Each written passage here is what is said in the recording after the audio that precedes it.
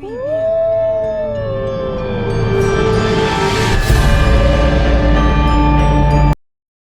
अस्सलाम वालेकुम, नमस्ते, सत श्री अकाल, हेलो एवरीवन।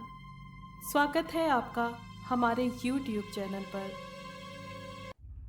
ये उन दिनों की बात है कि जब मेरा बीकॉम फाइनल ईयर का रिज़ल्ट आया तो मेरे भाई सुहेल, जो कि एक एडवोकेट हैं, उन्होंने मुझे एक प्राइवेट फर्म में बतौर अकाउंटेंट मुलाजिम लगवा दिया।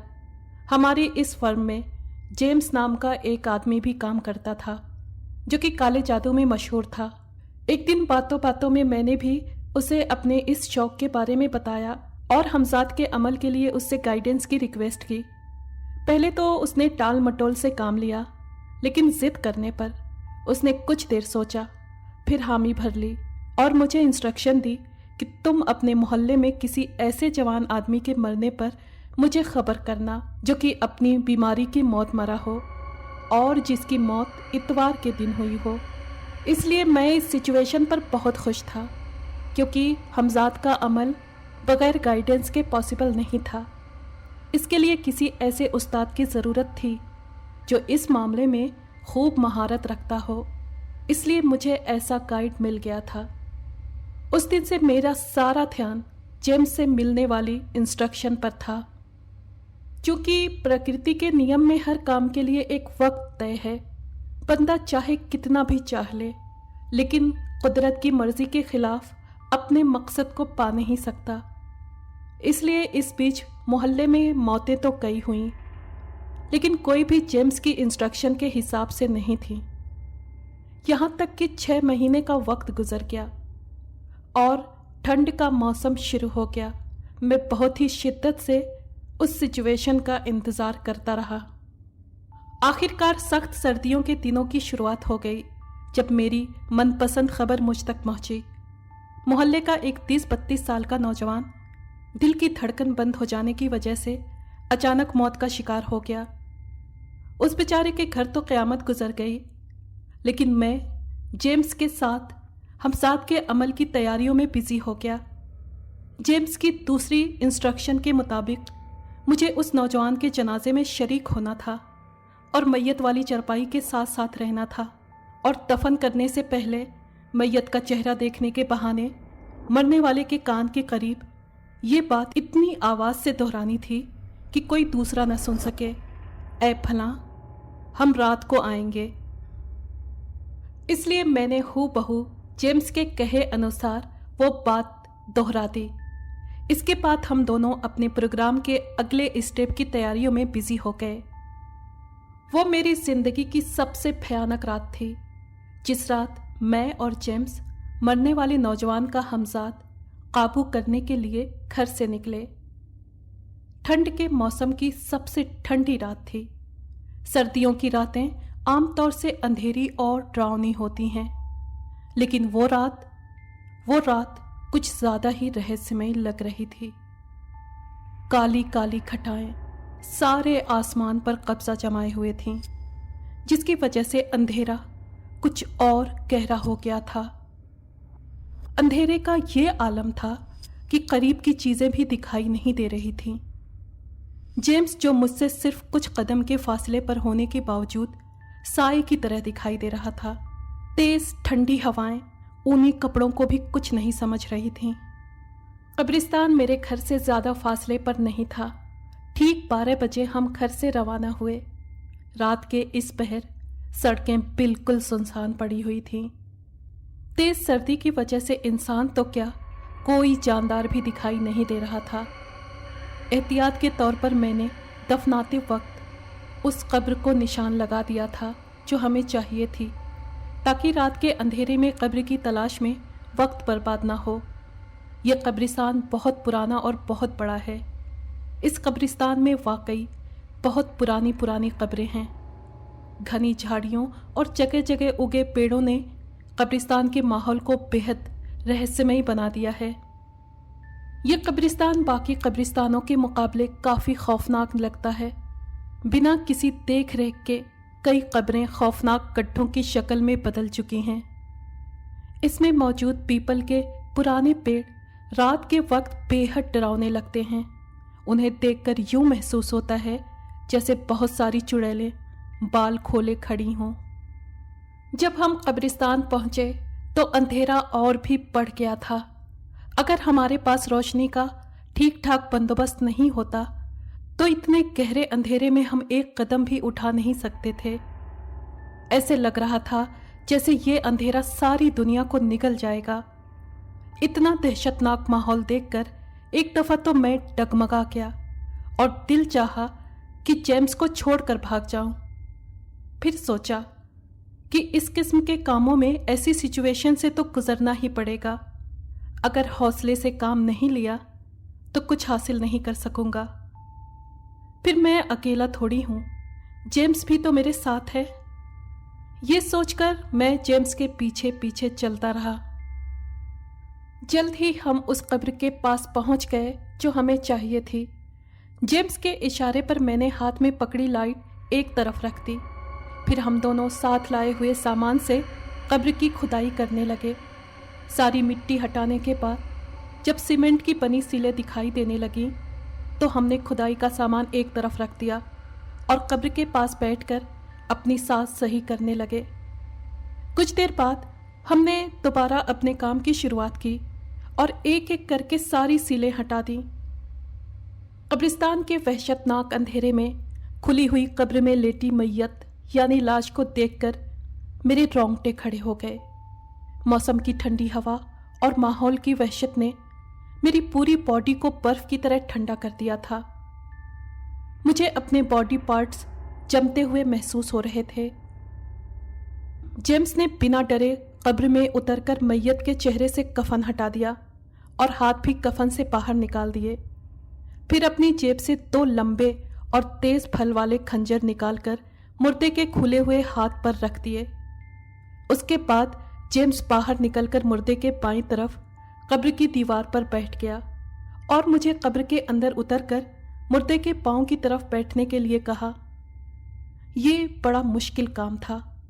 मैं दिमागी तौर पर इस आजमाइश से गुजरने के लिए बिल्कुल तैयार नहीं था, पर उसके बगैर कोई चारा भी नहीं था। मैंने अपने आप को इस खौफनाक सिचुएशन के लिए तैयार किया। दिल से डर दूर करने के लिए सोचा कि ये बेजान लाश भला मुझे क्या नुकसान पहुंचा सकती है। ऐसे हिम्मत बंधाने वाली बातें सोचता हुआ मैं कब्र के अंदर उतर गया और मुर्दे के पांव की तरफ बैठ गया। जेम्स के कहे अनुसार चूंकि ऐसे कामों का मुझे कोई तजुर्बा नहीं था, कोई एक्सपीरियंस नहीं था, इसलिए मेरे लिए वजीफ़ा यानी मंत्र जेम्स को पढ़ना था, जबकि हमजाद से कस्में वादे मुझे तय करने थे ताकि हमजाद मेरा हुक्म माने, मेरे हुक्म पर चले। उस वक्त सिचुएशन भी कुछ ऐसी थी कि मैं हर स्टेप पर जेम्स की इंस्ट्रक्शन का मोहताज था, क्योंकि उस अमल के बारे में मैं बिल्कुल अनजान था। इसलिए बगैर सोचे समझे जेम्स के इशारों पर चलने के लिए मजबूर था। मेरे कब्र के अंदर बैठते ही जेम्स ने अमल शुरू कर दिया। तकरीबन आधा घंटा गुजर गया। जेम्स आंखें बंद किए अमल पढ़ने में मगन रहा। डर की वजह से मैं टिकटिकी बांधे मुर्दे की तरफ देख रहा था और किसी अनजानी सिचुएशन से बचने के लिए बिल्कुल तैयार बैठा था। फिर अचानक मुझे किसी किस्म की हरकत का एहसास हुआ। मैं अंधेरे में आंखें फाड़ फाड़ कर मुर्दे की तरफ देखे जा रहा था, लेकिन वो बेजान लाश ज्यों की त्यों बिना किसी हरकत के पड़ी हुई थी और ऐसे देखने में कोई बदलाव महसूस नहीं हो रहा था। लेकिन कोई नामालूम सा एहसास मुझे लगातार बेचैन किए जा रहा था। दिल चाहता था कि फौरन कब्र से बाहर निकल जाऊं और हमेशा के लिए ऐसे अमल से किनारा कर लूं जो जान जैसी कीमती चीज़ के लिए ख़तरा बन जाए। लेकिन ये आखिरी स्टेप है, इसके बाद कामयाबी ही कामयाबी है। इस ख्याल ने मुझे बैठे रहने पर मजबूर कर दिया। मैं ऐसे ही ख्यालों के तूफान में फंसा हुआ था। अचानक मेरी नज़र मुर्दे के हाथों पर पड़ी तो मेरा दिल डर से धड़क उठा। अपनी बढ़ती हुई बेचैनी का एहसास मुझ पर खुल गया था। जिस वक्त जेम्स ने मुर्दे के हाथों पर खंजर रखे थे तो हाथ खुले हुए थे, लेकिन अब वो बेजान हाथ मजबूती से बंद हो चुके थे, यानी खंजर के दस्ते मुर्दे ने अपनी पकड़ में ले लिए थे। ये मंजर देखकर मुझे अपनी सांस रुकती हुई महसूस होने लगी। किसी बड़े खतरे के एहसास से मेरी पूरी बॉडी सनसना उठी। अभी मैं कंफ्यूजन की सिचुएशन में ही था कि एकाएक मुर्दे ने अपनी आंखें खोल दी। अब मुझसे रहा नहीं गया। एक लम्हा बर्बाद किए बगैर मैंने कब्र से बाहर छलांग लगा दी। बस वही एक लम्हा मेरी जिंदगी की गारंटी बन गया। मुर्दे ने अपने हाथों में पकड़े हुए खंजर निशाना लेकर सामने मारे। फिर जैसे बिजली चमकती है, रात के अंधेरे में मुझे खंजरों की हल्की सी चमक दिखाई दी और कब्रिस्तान का भयानक सन्नाटा जेम्स की दिल दहला देने वाली चीखों से गूंज उठा। दोनों खंजर दस्ते तक जेम्स के सीने में धंस चुके थे। कुछ लम्हे तो इस खौफनाक सिचुएशन ने मुझे शॉक्ड करके रख दिया था। फिर अचानक जैसे मुझे होश आ गया और मैंने सरपट भागना शुरू कर दिया। ये शायद इंसानी दिमाग की खासियत है कि तेज खतरे की हालत में बदन में बिजलियां सी भर जाती हैं। इस वक्त मेरी हालत भी कुछ ऐसी ही थी। अपने भागने की रफ्तार पर मैं खुद हैरान था, लेकिन ये वक्त हैरानी का नहीं बल्कि दिमाग से काम लेने का था, और मेरा दिमाग अपने बचाव के लिए पूरी रफ्तार से चल रहा था। मेरे दिमाग में यही ख्याल आ रहा था कि जेम्स की किसी गलती की वजह से हम पर यह अजाब उतरा था, लेकिन फिलहाल मुझे सिर्फ अपनी जिंदगी बचाने की फिक्र थी। भागते भागते जो आखिरी मंजर मेरी नजरों ने देखा वो जेम्स की खून में डूबी हुई बॉडी थी, जिस पर जिंदा हो जाने वाला वो मुर्दा झुका हुआ था। फिर देखते ही देखते वो खूनी मुर्दा मेरे पीछे लपका तो मैंने अपनी रफ्तार को और तेज कर दिया और रात के खुब अंधेरे में अंधाधुंध कब्रें फलांगने लगा। आखिर भागते भागते मेरे दिमाग ने अपने बचाव के लिए एक रास्ता सोच ही लिया। कब्रिस्तान के एक सिरे पर एक छोटी सी मस्जिद बनी थी। भागते वक्त ये बात मेरे दिमाग में बिल्कुल भी नहीं थी, क्योंकि सब कुछ तो अचानक हो गया था, इसलिए सोचने के लिए मुझे एक लम्हा तक नहीं मिल सका था। लेकिन खुशकिस्मती से मेरा डायरेक्शन उसी मस्जिद की तरफ था।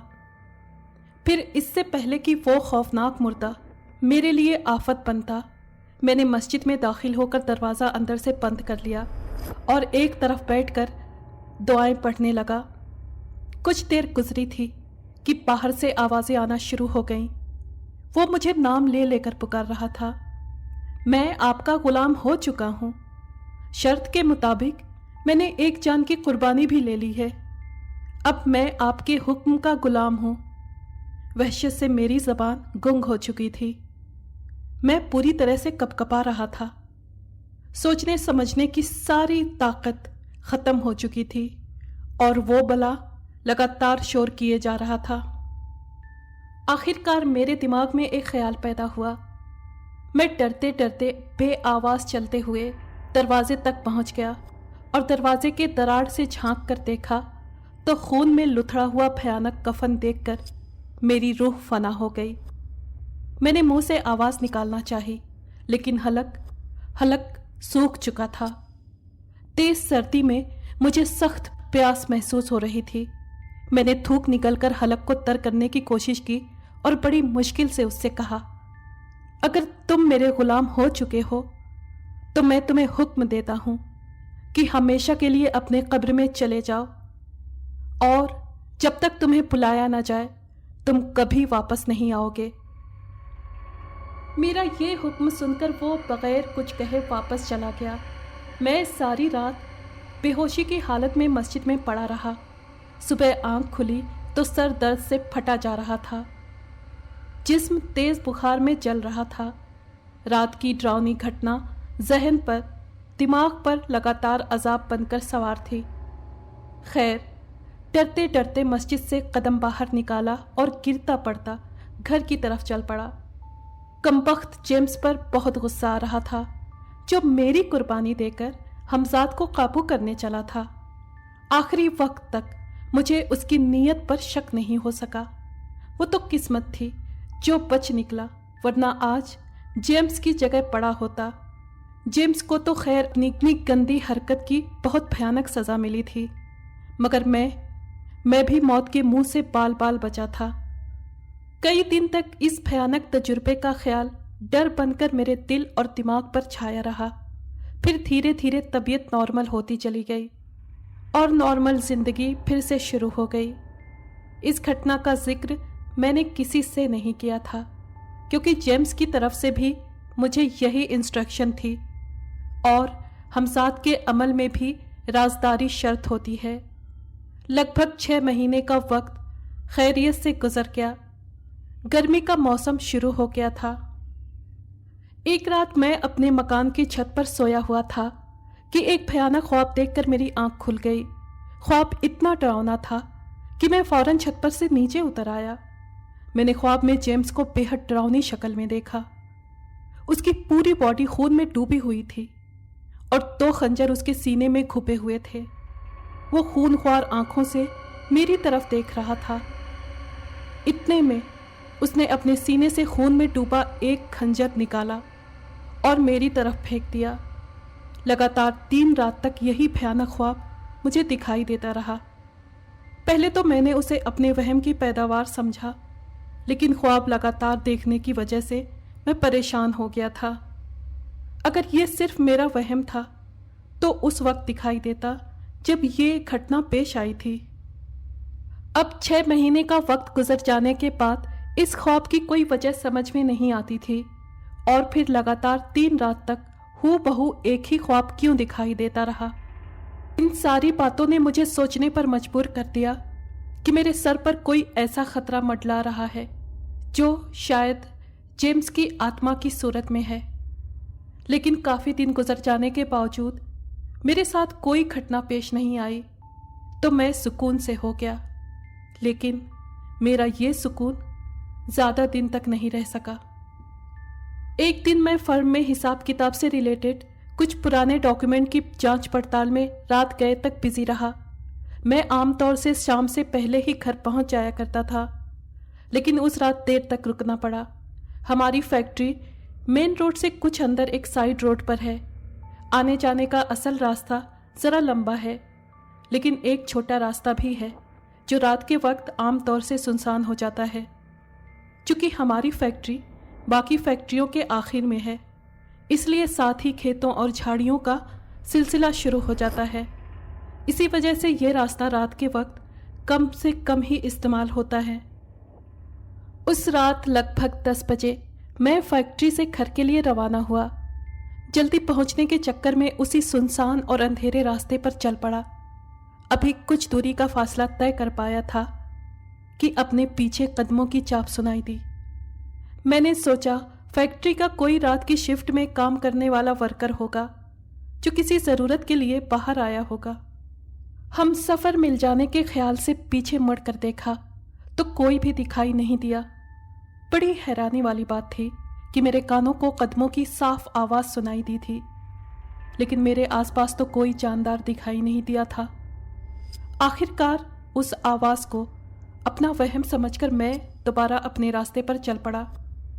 अभी कुछ कदम ही चला था कि अपने बैक साइड फिर वही आवाज बिल्कुल साफ तौर पर सुनाई दी। अब के मेरे दिल में कुछ डर सा पैदा हुआ। चलते चलते मैं रुक गया और डरते डरते पीछे की तरफ देखा तो अचानक मेरे मुंह से एक चीख निकल गई, इस ख्याल से कि शायद जागती आंखों से मैंने कोई भयानक सपना देख लिया हो। कई दफा मैंने अपनी आंखें मस लीं, लेकिन ख्वाब सच्चाई का रूप धार चुका था। जी हाँ, 6 महीने पहले भयानक मौत मरने वाला जेम्स सच में मेरे सामने खड़ा था। भयानक चेहरा, पीली जर्द आंखें, खून में डूबी हुई बॉडी जिसमें 2 खंजर खोपे थे और खून लगातार बह रहा था। ऐसा खौफनाक नज़ारा करके एक दफ़ा तो मेरे होश ही गुम हो गए। मैंने वहाँ से भाग जाने की बहुत कोशिश की, मगर पाँव साथ देने से इनकार कर रहे थे। मैंने कोई दुआ पढ़नी चाही, मगर ज़बान जैसे गुंग हो गई थी। ऐसा महसूस होता था जैसे मैं गोश्त पोश्त का इंसान नहीं, बल्कि पत्थर का कोई बेजान स्टैच्यू हूँ। یہ جیمز کی کوئی رہسیمئی طاقت تھی یا پھر ماحول کا اثر کہ مجھے اپنے پاؤں کئی من بھاری محسوس ہو رہے تھے۔ ایسے لگ رہا تھا کہ جیسے میرے ساری باڈی پارٹس کی طاقت ختم ہو چکی ہو، بس کسی شیطانی طاقت کے اثر میں بت بنا کھڑا جیمز کو دیکھے جا رہا تھا۔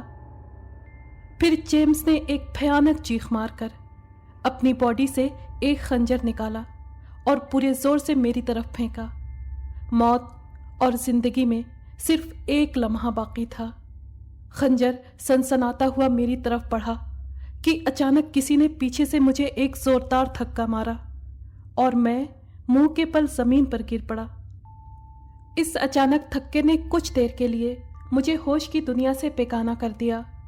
کچھ دیر تو اسی حالت میں میں زمین پر پڑا رہا، پھر ہوش ٹھکانے آئے تو میں جلدی سے اٹھ کھڑا ہوا۔ نیچرلی میری نظریں اپنے سامنے کھڑے جیمز کی تلاش میں اٹھ گئیں، لیکن وہاں پر جیمز کا نام و نشان تک نہیں تھا۔ تب میں نے پیچھے مڑ کر دھکا دینے والے کو دیکھنا چاہا، مگر میدان بالکل خالی دکھائی دیا۔ وہ مہربان ہستی شاید کوئی اندیکھی طاقت تھی جس نے اس کڑے وقت میں میری مدد کی تھی۔ بس ایک دردناک چیخ کی ایکو تھی جو ابھی تک میرے کانوں میں گونج رہی تھی۔ یہ چیخ ضرور جیمز کی تھی جو گرتے وقت مجھے سنائی دی تھی۔ میں نے ان گھٹناؤں پر اور غور کرنے کے بجائے واپس فیکٹری کی طرف دوڑ لگا دی اور ساری رات فیکٹری کے چوکیدار بابا فضل کے ساتھ جاگتے ہوئے گزار دی۔ صبح ہونے پر کچھ دنوں کی چھٹی لے کر گھر آ گیا۔ سمجھ میں نہیں آتا تھا کہ کیا کروں، کس طرح اس نئی مصیبت سے پیچھا چھڑاؤں۔ ایک بار تو جان بچ گئی تھی، ضروری نہیں تھا کہ ہر بار ہی بچت کی کوئی نئی صورت نکل آئے۔ اس پرابلم کا کوئی نہ کوئی حل نکالنا ضروری تھا جو کہ فی الحال میری سمجھ سے باہر تھا۔ آخر کار کوئی راستہ نہ پا کر میں نے اپنے ساتھ پیش آنے والی ساری گھٹنا اپنے کزن نعیم کو بتا دی۔ ساری گھٹنا سن کر وہ مجھے فوراً اپنے ایک دوست کے پاس لے گئے، جنہوں نے تھوڑی دیر مراقبے یعنی دھیان کے بعد بتایا کہ جیمز کی آتما تم سے اپنی موت کا بدلہ لینا چاہتی ہے، لیکن دن کے وقت وہ تم پر حملہ نہیں کر سکتی اور رات کے وقت تم گھر سے باہر نہیں نکل سکو گے جس وقت تک اس پرابلم کا کوئی حل نکل نہیں آتا، ورنہ دوسری صورت میں تم بہت نقصان اٹھاؤ گے۔ پھر انہوں نے گھر کے حصار کے لیے گھر کو پریت بادھت کرنے کے لیے 4 دم کیے ہوئے کیل دیے جو چاروں کونوں میں ٹھوکنے تھے، اور باقی آگے کی کارروائی کے لیے ہمیں 3 دن بعد آنے کے لیے کہا۔ ابھی 3 دن پورے نہیں ہوئے تھے کہ ایک بری خبر نے میری ساری امیدوں پر پانی پھیر دیا۔ عامل صاحب اپنے کمرے میں کچھ پڑھنے میں بزی تھے کہ اچانک ان کے کمرے سے چیخیں آنے لگیں۔ محلے والے بھاگتے ہوئے وہاں پہنچے تو دروازہ اندر سے بند پایا۔ جب تک دروازہ توڑا گیا، اندر سے عامل صاحب کی صرف لاش ہی مل سکی۔ سر پر پڑنے والی گہری چوٹیں موت کا کارن بنی تھیں۔ معلوم نہیں ان سے کیا غلطی ہو گئی تھی، شاید عمل کرنے میں کوئی کوتاہی ہوئی ہوگی یا پھر جیمز کی آتما بھاری پڑ گئی تھی۔ بہرحال جو کچھ بھی ہوا تھا بہت افسوس کی بات تھی، مگر حالات کی اس نئی کروٹ نے مجھے خاصا بدل کر رکھ دیا تھا۔ ایک امید پیدا ہوئی تھی جو ٹوٹ چکی تھی۔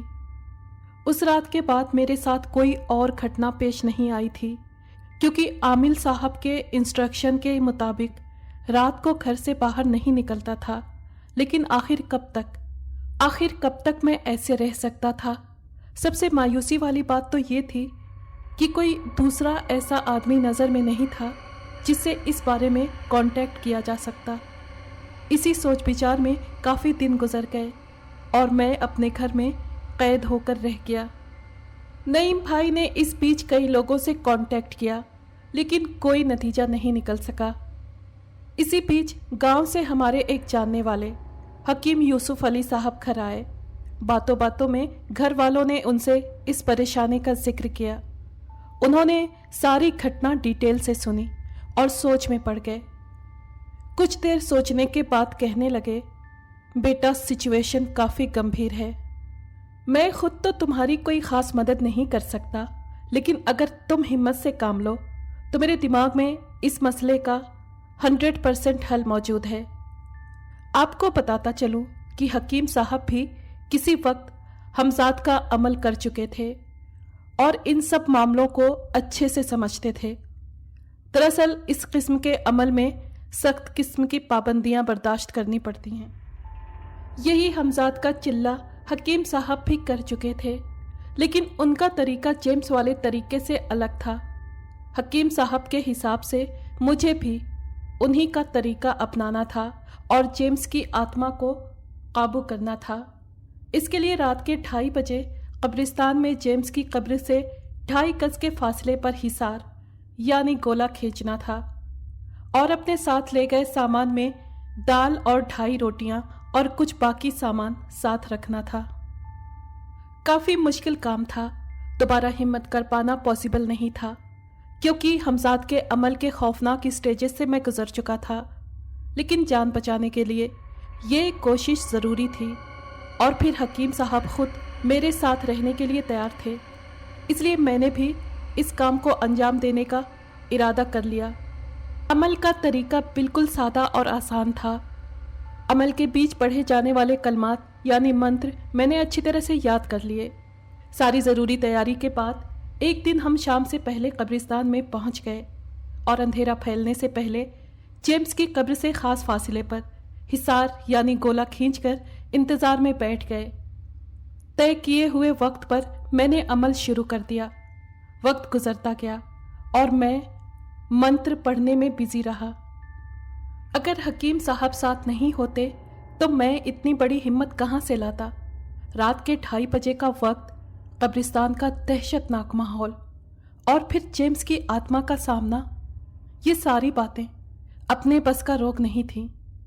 ڈر تو انسانی فطرت میں شامل ہے، اس لیے کوئی نہ کوئی ڈر ضرور تنگ کرنے لگتا ہے، لیکن اب سوچنے سمجھنے کا وقت گزر چکا تھا۔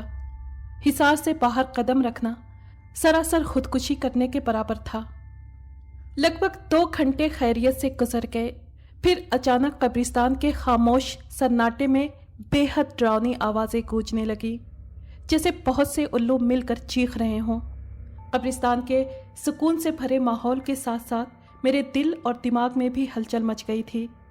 پھر ابھی کچھ دیر ہی گزری تھی کہ حصار سے کچھ فاصلے پر گاڑھا سا سفید رنگ کا دھواں پیدا ہونے لگا، اور پھر اس دھوئیں نے دھیرے دھیرے ہمارے آس پاس پھیلنا شروع کر دیا، جبکہ ہم دونوں اس دھوئیں میں پوری طرح سے چھپ گئے۔